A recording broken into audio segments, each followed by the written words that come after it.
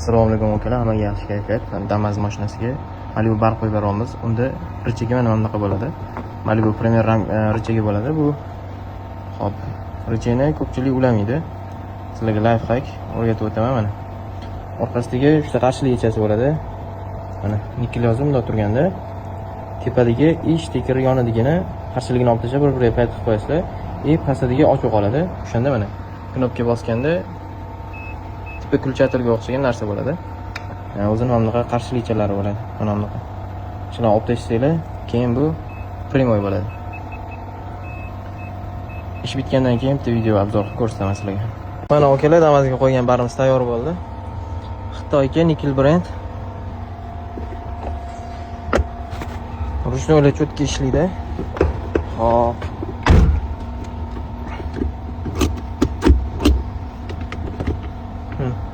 Postcheli signal chaladi. Bu besparoddan ikkita stakanchik bo'ladi.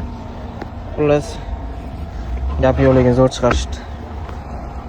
Damas jokilarga tez yuborib qo'yinglar. Damas bo'lmasa ham yuborib qo'yaveringlar.